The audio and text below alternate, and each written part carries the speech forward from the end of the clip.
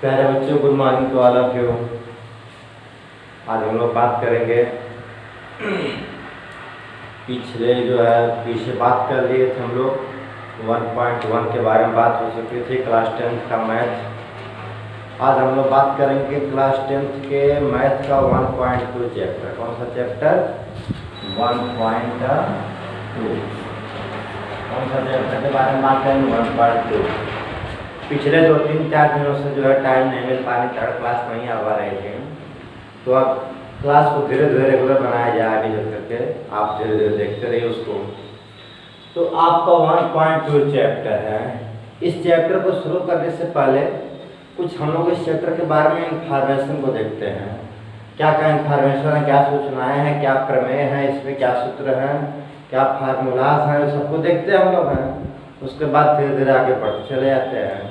तो इस चैप्टर में आपकी एक प्रमेय है, अंकगणित की आधारभूत प्रमेय। कौन सी प्रमेय है? अंकगणित की आधारभूत प्रमेय। अंकगणित की आधारभूत प्रमेय। The fundamental theories of arithmetics. क्या नाम इस प्रमेय का है? अंकगणित की आधारभूत प्रमेय, फंडामेंटल थियरी ऑफ अर्थमेटिक्स। तो आज हम लोग सिर्फ बेसिक जानकारी इसके बारे में प्राप्त करेंगे, इस थियरी के बारे में देखेंगे। फिर कल से धीरे धीरे क्वेश्चन पर हम लोग क्या करेंगे, चलेंगे। आप लोग एक कॉपी और एक पेन ले लीजिएगा। मैं एकदम शॉर्ट फॉर्म में करके इस जो है प्रमेय को बताने जा रहा हूँ। उसको क्या है, इस प्रमेय में क्या कहा गया है, इसमें देखिए, लिखिएगा। अंकगणित की आधारभूत प्रमेय यह कहती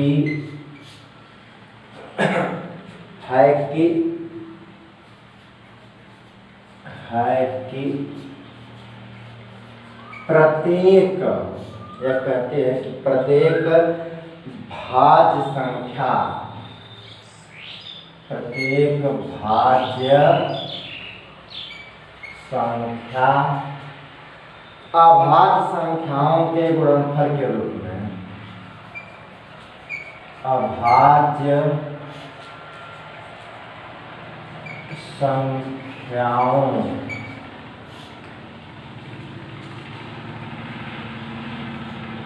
के गुणनफल के रूप में, गुणनफल के रूप में गुणन खंडित की जा सकती है, गुणन खंडित की जा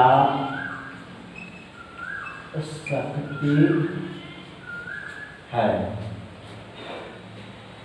तारा जो अंकगणित की आधारभूत प्रमेय है, जो आपके फंडामेंटल थ्योरम, बेसिक जो फंडामेंटल थ्योरम आपके अर्थमेटिक्स की है, वह बता रहे कि अंकगणित की आधारभूत प्रमेय यह कहती है कि प्रत्येक भाज्य संख्या अभाज्य संख्याओं के गुणनफल के रूप में गुणनखंडित की जा सकती है।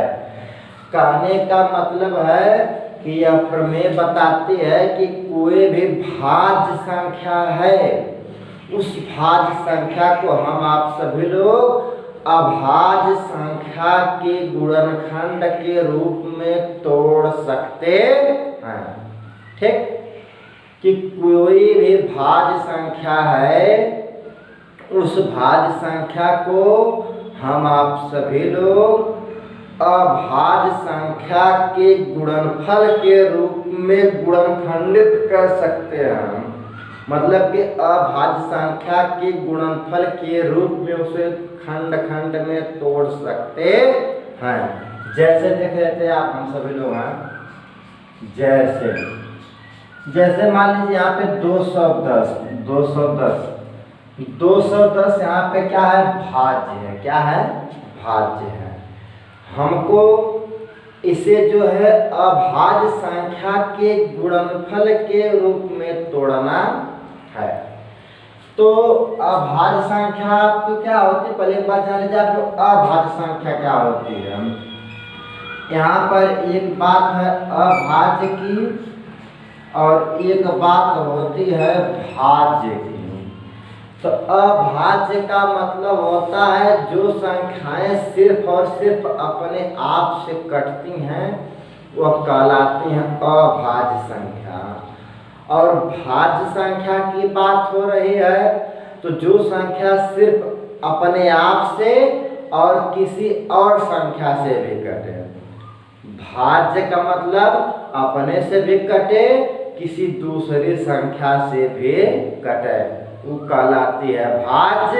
जो सिर्फ अपने आप से कटती है वह कहलाती है अभाज्य। और जो संख्या 2 से कटती है वह कहलाती है सम संख्या।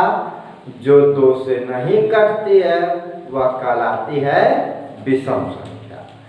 तो सम विषम, जो 2 से कटे सम, जो 2 से न कटे विषम। जो सिर्फ अपने आप से कटे, इस दूसरे किसी संख्या से न कटे वह होती अभाज्य। और जो अपने आप से भी कटे, दूसरे किसी और से भी कटे, वह होती है भाज्य। यहाँ पे हमारे 210 एक भाज्य संख्या है, ये अपने से भी कटे, किसी और से भी कटेगी। तो हमको यहाँ पे इसको तोड़ना है, हमको यहाँ पर इसको तोड़ना है अभाज्य गुणनखंड के रूप में। तो अभाज्य गुणनखंड के रूप में जब हम लोग तोड़ेंगे तो सबसे छोटा अभाज्य होता है 2 होता है। 2 आपका एक सम भी है, 2 आपका अभाज्य भी होता है। 2 सम और अभाज्य दोनों है, क्योंकि 2 से कटेगा सम कहलाएगा, सिर्फ अपने आप से कटेगा तो अभाज्य कहलाएगा। तो 2, 3, 5, 7, 11, 13, 17, 23 ये सब जो हैं 31 हुआ, ये सब जो है क्या कहलाते हैं, अभाज्य कहलाते हैं। तो हम आप लोग इसको यहाँ पहले 2 के गुणनखंड के रूप में करेंगे, 2 इंटू। तो आप जानते 210 में तोड़ेंगे तो 2 तिहाई 6, 2 तिहाई 6। अब 6 पाँचे 30, 30 साते 210। देखिए 2 तिहाई 6 और 6 पाँचे 30, 30 साते 210। देखिए यह यहाँ पे भाज्य था, क्या था, भाज्य था। लेकिन जब हम इसे इसके अभाज्य गुणनखंड के रूप में तोड़े हैं तो इस फॉर्म में प्राप्त हो गया। यही हमारी अंकगणित की आधारभूत प्रमेय भी कहती है कि अभाज्य संख्या को अभाज्य संख्याओं के गुणनफल के रूप में तोड़ सकते हैं। यही हमारी प्रमेय है। आप लोग ध्यान से समझ लीजिए, इससे सिंपलीफिकेशन फॉर्म में आपको नहीं मिलेगा। अच्छा, आप इसमें एक बात नोट करके लिखिएगा, नोट करके एक बात लिखिएगा कि एक प्राकृतिक संख्या का, एक प्राकृत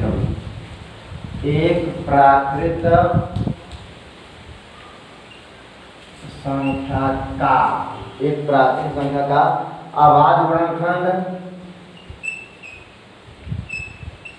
अभाज्य गुणनखंड, एक प्राकृतिक संख्या का अभाज्य गुणनखंड, उसके गुणनखंडों के, उसके गुणनखंडों के क्रम को छोड़ते हुए खंडों के क्रम को छोड़ते हुए अद्वितीय होता है, अद्वितीय होता। नोट में एक बात नोट कर लीजिएगा कि एक प्राकृत संख्या का अभाज्य गुणनखंड उसके गुणनखंडों के क्रम को छोड़ते हुए अद्वितीय होता है। इतना बात आप ध्यान से नोट कर लीजिए। अच्छा, अब नीचे देखिए, इस टॉपिक के बारे में ज्यादा लेन देन नहीं करते हुए आपको कुछ इंपॉर्टेंट बात इसमें और बता दे रहे हैं, जिसे आप क्या कर लीजिएगा, नोट कर लीजिएगा। ये नोट में पहला पॉइंट लिखे, इसको चलिए, फिर नीचे इम्प्लाई दैट मार के लिखिएगा। लिखिए, अतः किसी दो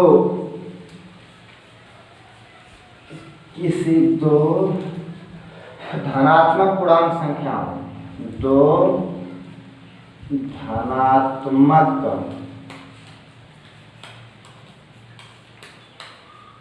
पूर्णांक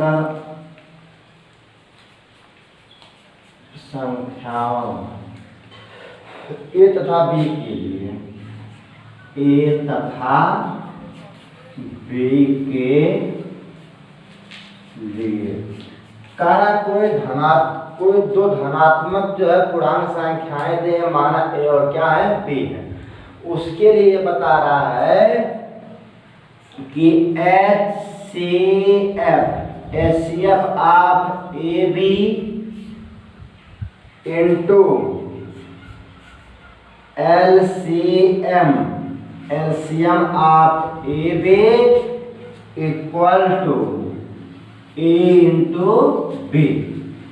यदि आपको कोई दो धनात्मक संख्या दिए गए हैं, मान लीजिए वह धनात्मक संख्या ए है, दूसरे धनात्मक संख्या बी है, तो उसके लिए बता रहा है कि उन दोनों संख्याओं का जो आपकी ए और बी दी हुई है, उन दोनों संख्याओं का जो एचसीएफ का मतलब होता है हाईएस्ट कॉमन फैक्टर, महत्तम समापवर्तक, और एलसीएम लिस्ट कॉमन मल्टीपल होता है, मतलब क्या, लघुत्तम समापवर्तक।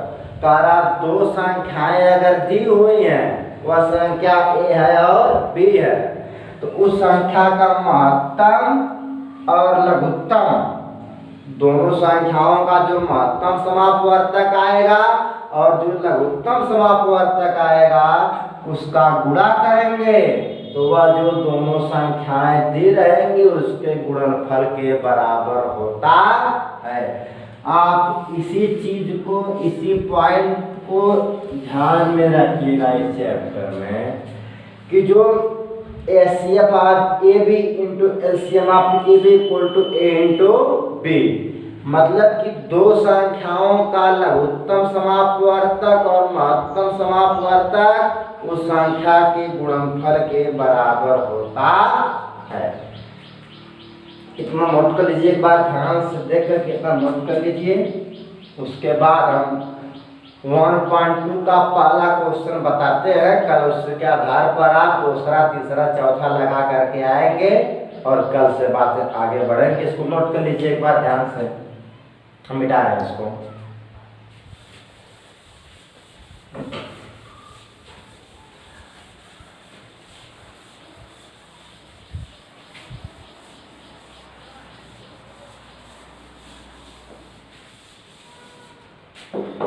उसका पहला क्वेश्चन आपका है फर्स्ट क्वेश्चन, 1.2 के फर्स्ट क्वेश्चन कह रहा कि निम्नलिखित संख्याओं को अभाज्य गुणनखंड के गुणनफल के रूप में व्यक्त कीजिए। कह रहा कोई संख्या दी हुई है, उसको कह रहा है कि अभाज्य गुणनखंड के गुणनफल के रूप में व्यक्त कीजिए। तो पहला क्वेश्चन आपका है 140, फर्स्ट आपका दिया 140, 140। इसको कह रहा है अभाज्य गुणनखंड के गुणनफल के रूप में व्यक्त कीजिए। तो इसको सबसे छोटा अभाज्य होता है 2 होता है, तो 2 गुणे 2, 2 दूना 4। अब आपको आप 10 में चले गए, आपके पास कॉमन सेंस होना चाहिए कि 140 को हम किस किस भाग में तोड़ेंगे, कैसे तोड़ेंगे, वो जिम्मेदारी आपकी है। और जब भी तोड़ना है अभाज्य गुणनखंड के रूप में ही तोड़ना है, या 2 में, 3 में, 5 में, 7 में, 11 में, 13 में, 17 में, 23 में, ऐसे तोड़ना आपको है। तो 2 दूना 4, 2 दूना 4 हो गया। अच्छा, आप सिंपल फॉर्म में देख सकते हैं 35 दूना कितना होता है 70, 35 दूना कितना होता है 70। तो यहाँ पे देखिए 2 दूना 4 हो गया।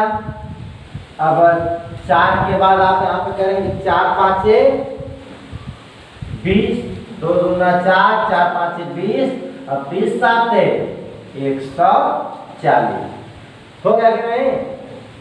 5 7 35, 35 दूना 70, 70 दूना 140 हो गया। अब इसी को आप लिख सकते हैं, देखिए आपका 2 कितने बार है, 2 आपका 2 बार है, तो 2 की पावर 2 लिख सकते हैं। 2 की पावर 2 इंटू 5 इंटू 7, यही आपका क्या है उत्तर। यही आपका क्या है उत्तर है। यह हमारा जो संख्या 140 दिया था, 140 दिया था, इसको अभाज्य संख्या के गुणनखंड के गुणनफल के रूप में तोड़ना था। तो 2 दूना 4, 4 5 20, 20 7 140। अब 2 यहाँ पर 2 बार है, 2 की पावर 2 इंटू 5 इंटू 7 हो गया। तो आप इसी तरीके से तीसरा और चौथा, इसमें का जो आगे दूसरा तीसरा चौथा सवाल जो भी होगा लगा करके प्रैक्टिस कर लीजिएगा। कल मैं फिर उसे नेक्स्ट क्लास में से बता दूंगा करके।